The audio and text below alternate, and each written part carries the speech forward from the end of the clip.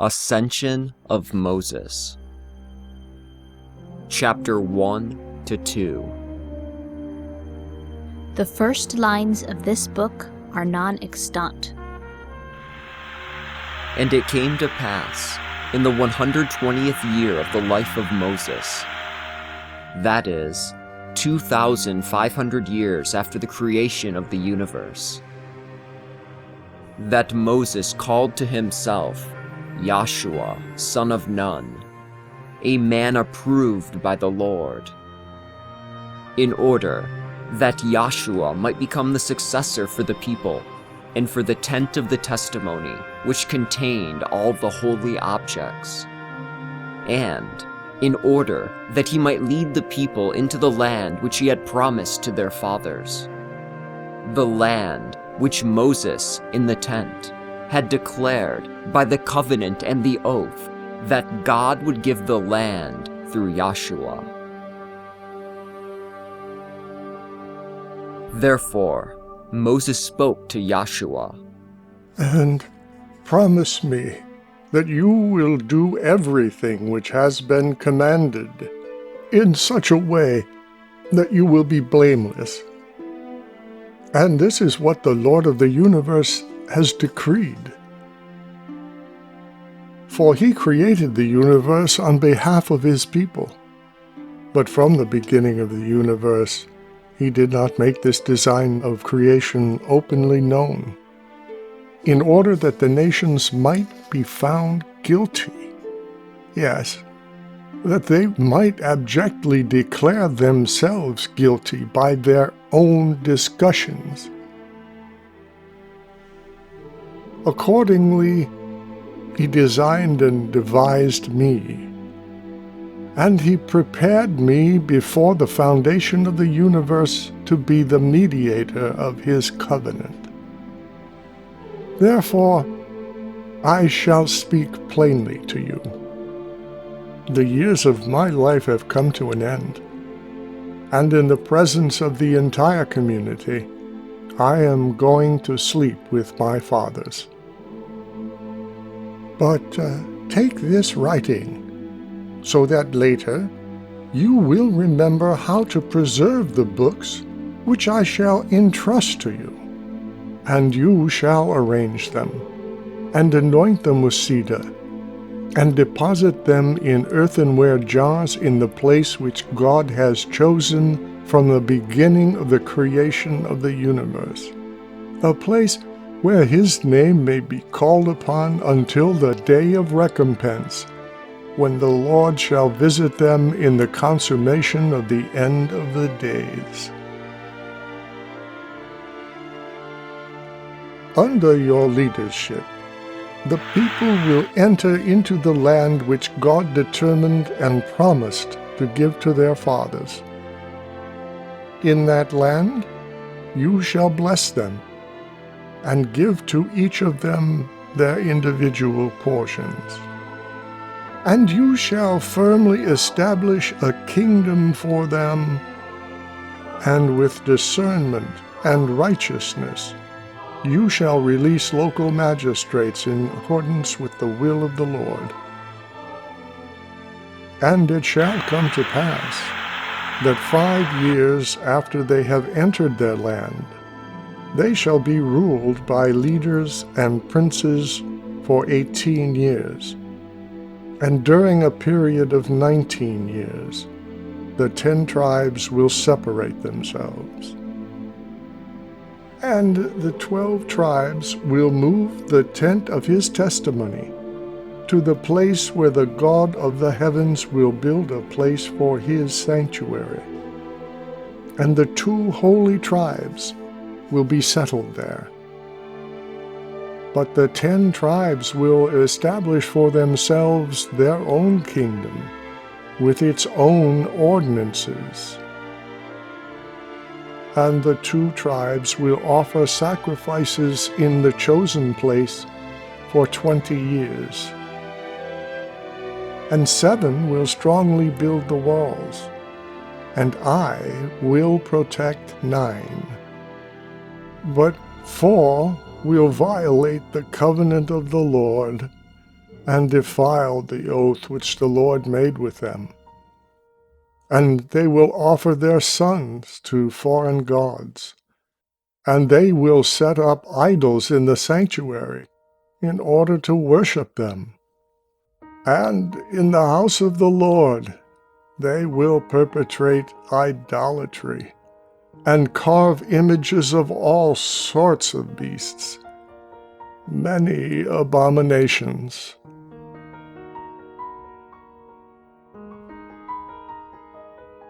Chapter 3 to 4. And in those days a king from the east will come against them, and his cavalry will overrun their land. And he will burn their city with fire, along with the holy temple of the Lord. And he will carry off all the holy vessels. And he will exile all the people, and will lead them to his own land. Yes, he will take the 2 tribes with him. Then the 2 tribes, considering themselves like a lioness in a dusty plain, hungry and parched, will call upon the 10 tribes, and they shall loudly declare, "Righteous and holy is the Lord. For in the same way that you sinned, likewise we, with our little ones, have now been led out with you." Then, hearing the reproachful words of the 2 tribes, the 10 tribes will lament, and will say, "What shall we do with you, brothers? Has not this tribulation come upon the whole house of Israel?" Then all of the tribes will lament, crying out to the heavens and saying, "God of Abraham, God of Isaac, and God of Jacob, remember your covenant which you made with them, and the oath which you swore to them by yourself, that their seed would never fail in the land which you have given them." Then, in that day, they will remember me, saying from tribe to tribe, and each man to his neighbor, "Is this not what was made known to us in prophecies by Moses, who suffered many things in Egypt, and at the Sea of Reeds, and in the wilderness for 40 years, when he solemnly called the heavens and the earth as witnesses against us, in order that we would not transgress God's commandments, of which he had become the mediator for us? Behold, these things which have befallen us after that time are in accordance with his admonition as he declared to us at that time. Yes, behold, these things have been confirmed, even to the extent that we have been led away as captives into the land of the east. And they will be in bondage for about 77 years. Then one who is over them will come upon the scene, and he will stretch forth his hands and bow his knees and pray for them, saying, "Lord of all, King on the lofty throne, who rules the age, and who has willed that this people should be a chosen people for you. Yes, who has willed to be called their God, according to the covenant which you made with their fathers. And yet, they, along with their women and children, have gone as captives into a foreign land, and are surrounded by the gates of strangers, and there is great majesty in that place. Have regard and compassion for them, O Lord of the heavens." Then God will remember them, due to the covenant which he made with their fathers, and he will openly show his compassion. And in those times he will inspire a king to have pity on them, and send them off to their own land and country. Then some portions of the tribes will arise, and they will come to their appointed place, and they will strongly build its walls. And the two tribes will remain steadfast in their former faith, sorrowful and sighing, because they will not be able to offer sacrifices to the Lord of their fathers. And the 10 tribes will grow, and spread out among the nations during the time of their captivity.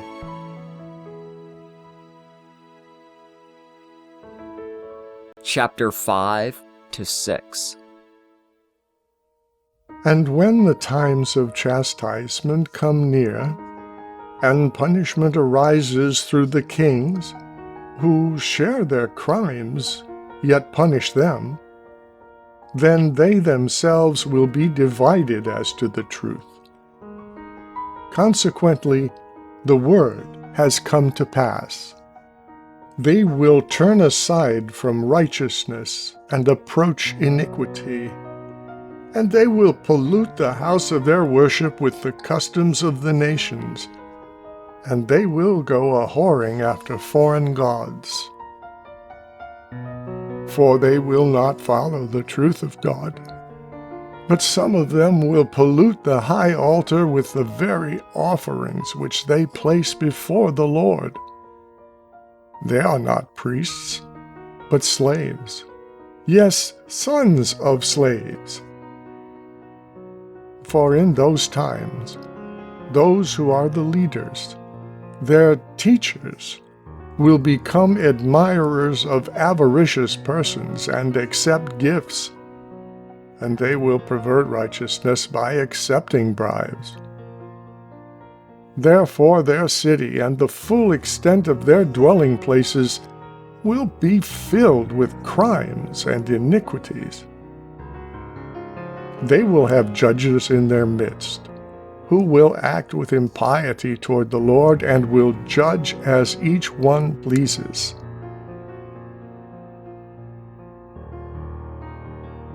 Then powerful kings will rise over them, and they will be called priests of the Most High God.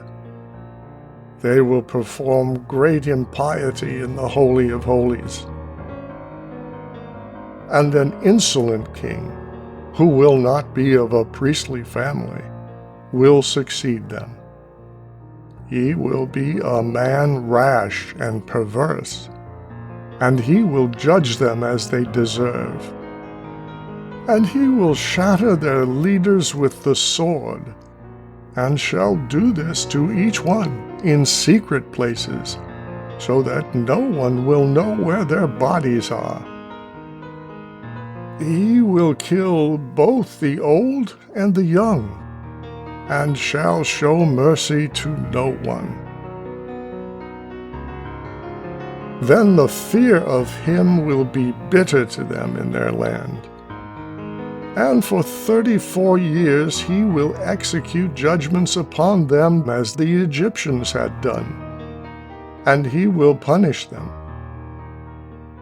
And he will beget children who will reign after him for shorter periods of time. After his death, a powerful king of the west will come into their land, and he will subdue them. And he will take away captives, and he will burn a part of their temple with fire. He will crucify some of them around their colony.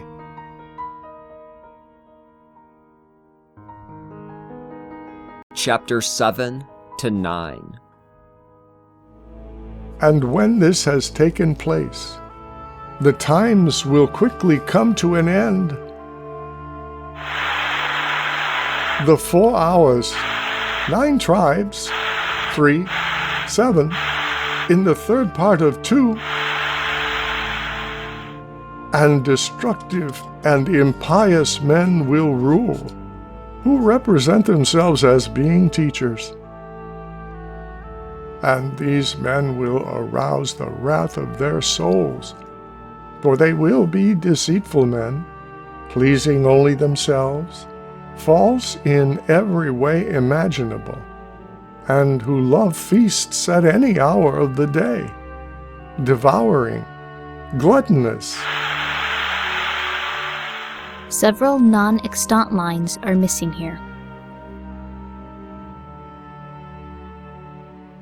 But in reality, they consume the goods of the poor, saying that their acts are grounded on compassion, while in fact they are simply exterminators, deceitfully seeking to conceal themselves so that they will not be recognized as completely impious on account of the lawlessness and iniquity which they commit from sunrise to sunset, saying, "We shall have feasts and luxury, eating and drinking, and we suppose that we are princes."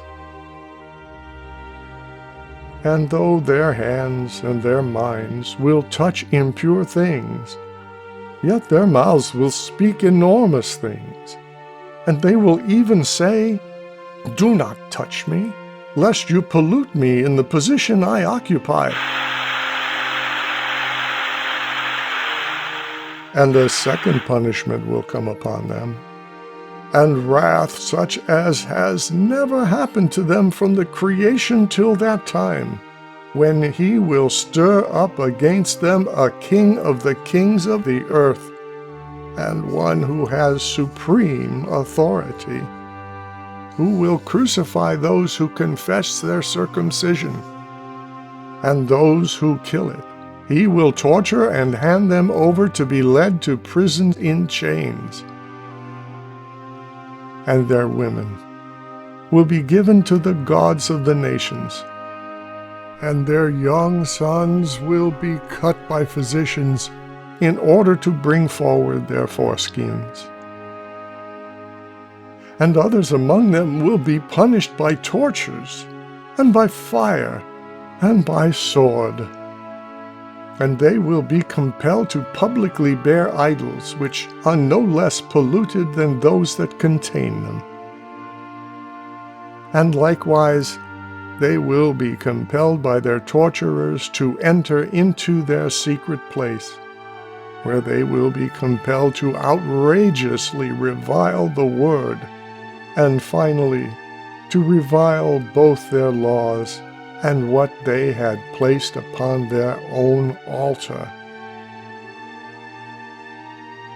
Then, even as he is speaking, there will be a man from the tribe of Levi, whose name is Taxo. He, having 7 sons, will speak earnestly to them. "See, my sons, behold, a second punishment has befallen the people, cruel, impure, going beyond all bounds of mercy, and even exceeding the former one. For which nation, or which province, or which people of those which have done many crimes against the Lord have suffered such evils as those which have covered us? Now therefore, my sons, heed me. For if you investigate, you will surely know that our fathers and their forefathers never tempted God by transgressing his commandments. Yes, you will surely know that this is our strength. And this is what we shall do. We must fast for a 3-day period. And on the 4th day we shall go into a cave, which is in the open country. And there let us die rather than transgress the commandments of the Lord of Lords, the God of our fathers. For if we do this, and do die, our blood will be avenged before the Lord.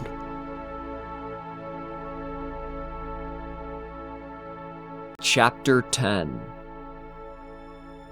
And then his kingdom will appear throughout his whole creation. And then the slanderer will have an end. Yes, sorrow will be led away with him. Then the hands of the messenger will be filled, who is appointed as chief. Yes, at once he will avenge them of their enemies. For the Heavenly One will arise from his kingly throne. Yes, he will go forth from his holy habitation with indignation and wrath on behalf of his sons. And the earth will tremble. It shall be shaken even to its ends. And the high mountains will be made low. Yes, they will be shaken, and they will fall as enclosed valleys. And the sun will not give light, and the horns of the moon will flee in darkness. Yes, they will be broken into pieces, and it will be turned wholly into blood. Yes, even the circle of the stars will be thrown into disarray. And the sea will return all the way to the abyss, and the sources of the waters will fail. Yes, the rivers will vanish away. For God Most High will surge forth, the Eternal One, alone. And in full view he will come to work vengeance on the nations. Yes, he will destroy all their idols. Then you will be happy, O Israel, and you will mount up above the necks and the wings of an eagle. Yes, all things will be fulfilled. And God will raise you to the heights. Yes, he will fix you firmly in the heaven of the stars, in the place of their habitations. And you will look down from on high. Yes, you will see your enemies on the earth. And recognizing them, you will rejoice, and you will give thanks. Yes, you will confess your Creator.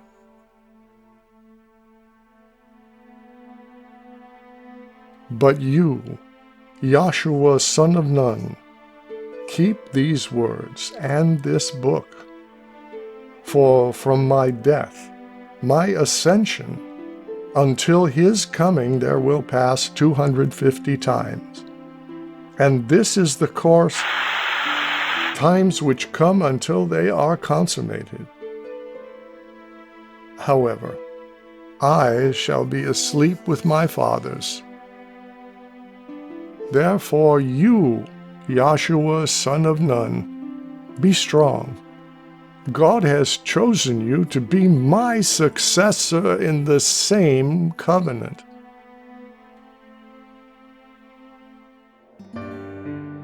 Chapter 11. And when Joshua heard the words of Moses, this is what was written in his testament, everything which he had said, he tore his garments and fell at Moses' feet. And Moses, though he wept with him, encouraged him. And Joshua replied to him, saying, Why are you consoling me, Master Moses?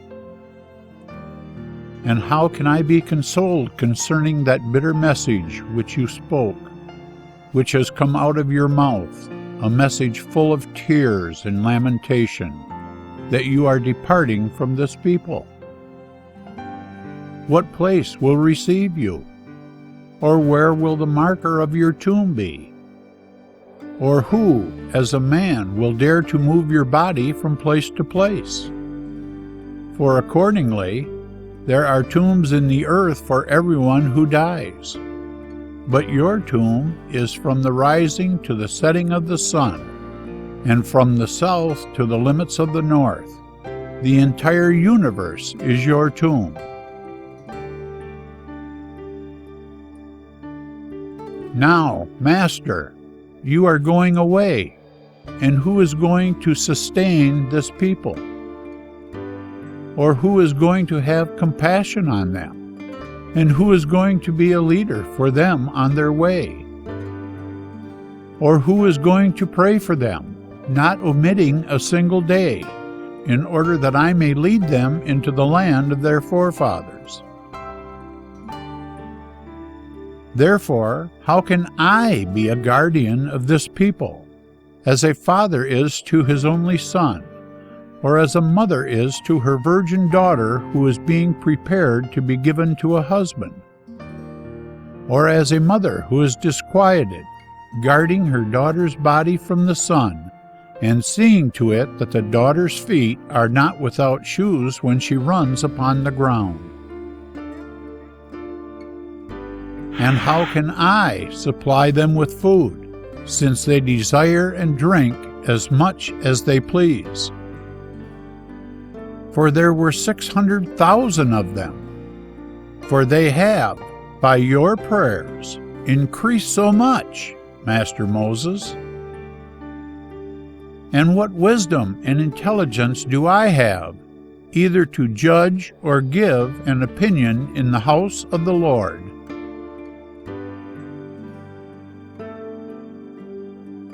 Moreover, when the kings of the Amorites hear of your death, and believe that the Holy Spirit is no longer with us, the Spirit which is worthy of the Lord, manifold and incomprehensible, Master of leaders, faithful in all things, the divine prophet for the universe, the perfect teacher in this age, they will believe that they can now storm us.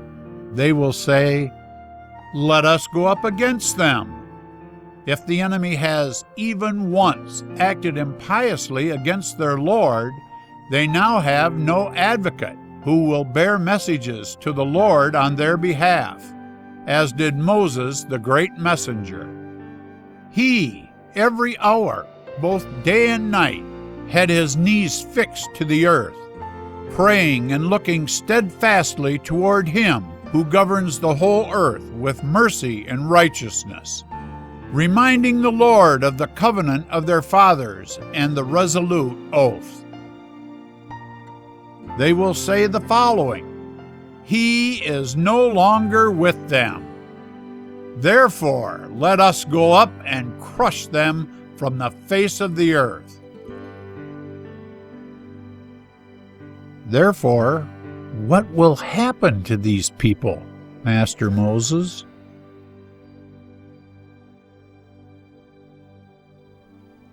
Chapter 12. And when he had finished speaking these words, Joshua again fell at the feet of Moses. And Moses grasped his hand and raised him into the seat before him. And responding to him, he said, Joshua, do not despise yourself, but free your mind from care, and pay attention to my words. All the nations in the universe God has created along with us, and He has foreseen both them and us from the beginning of the creation of the universe even to the end of the age. And nothing, even to the least thing, has been overlooked by Him, but rather He has seen everything, and He is the cause of everything. The Lord has foreseen everything which might come to exist in the universe, and behold, they have come to pass. The Lord has established me for them, and appointed me to pray for their sins, and to make intercession on their behalf. Yet This is not on account of either my strength or weakness, but simply that his mercies and long-suffering have descended upon me. For I say to you, Joshua, it is not on account of the piety of this people that you shall drive out the nations. However, everything of the heavens, the firmaments of the world, have been created and approved by God, and are under the ring of his right hand. Therefore, those who truly fulfill his commandments will flourish and will prosper. But those who sin by disregarding the commandments will deprive themselves of the good things which were previously mentioned, and they will be punished by the nations with many tortures. But it is not possible for the nations to completely drive them out, or to completely leave them.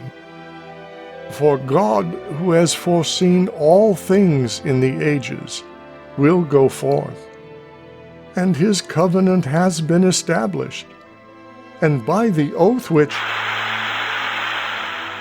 An indeterminate number of non-extant lines are missing here.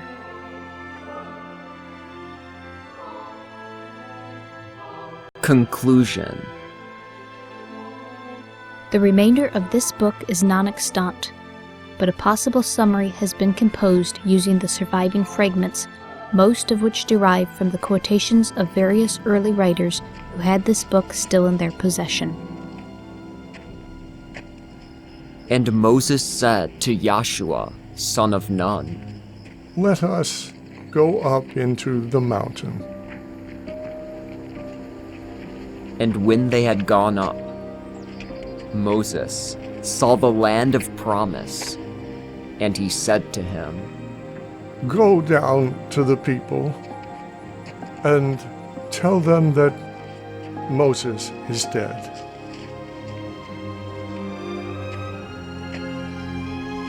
And Joshua began to go down toward the people. But Moses came to the end of his life.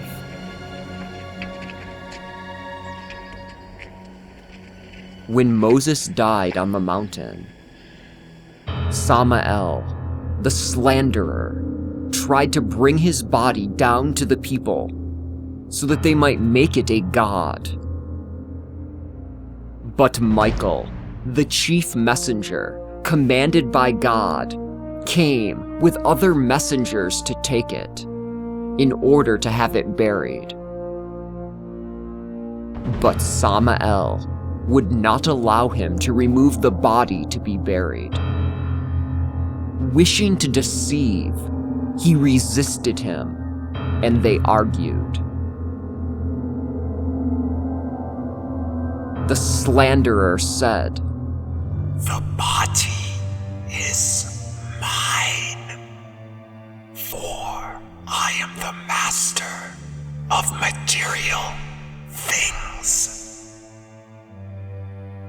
And the messenger said, the Lord rebuke you! For by his Holy Spirit were we all created, and from the face of God his Spirit went forth, and the universe was made. The slanderer also said, God has lied by bringing Moses into the land which he swore he should not enter. Michael answered and said, for the serpent which you inspired was the cause of the transgression of Adam and Eve. The slanderer also slandered Moses, proclaiming, Moses is a murderer. He slew a man in Egypt and hid him in the sand.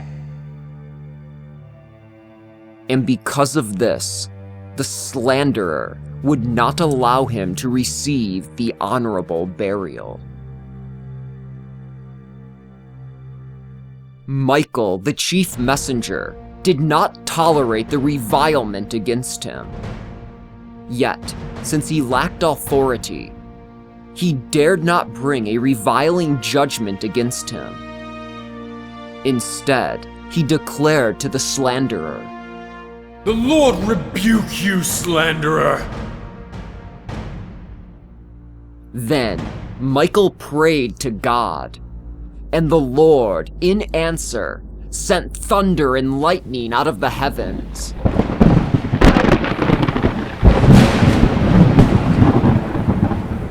And so the slanderer, being defeated, suddenly took flight and disappeared.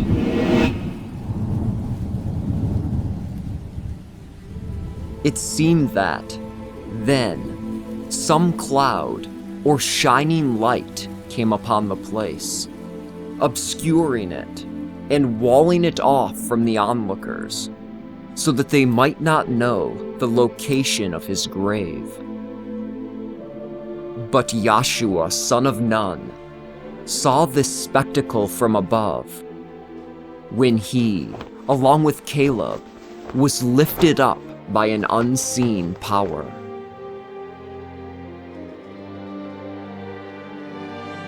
Two Moseses became visible.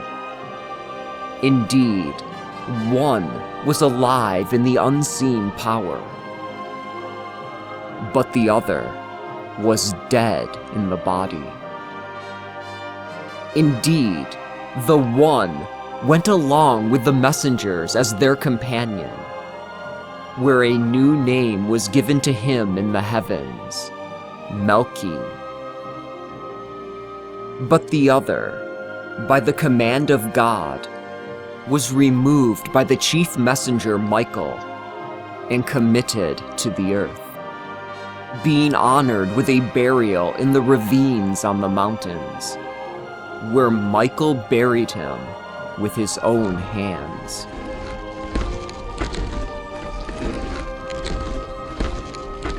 And the messengers who had buried the body of Moses were not made unclean by touching the holy body. Instead, both Joshua and Caleb did not behold this in the same way. Instead, indeed, one descended with greater speed, as if the weight he carried was greater, while the other, on descending after him, subsequently told of the glory which he had seen, since, being purer than the other, he was able to perceive more.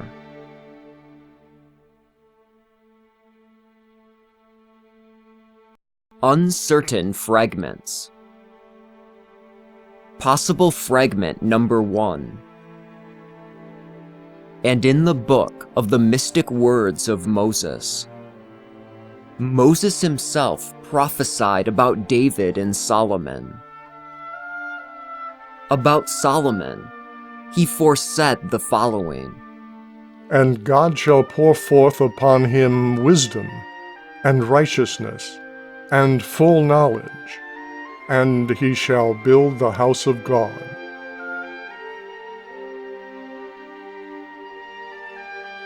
Possible fragment number 2. This is also how Moses names the virtue of the messenger Michael, by a messenger near to himself and of lowest grade. The like also we find in the holy prophets. But to Moses a messenger appeared near and at hand. Moses heard him and spoke to him manifestly, face to face.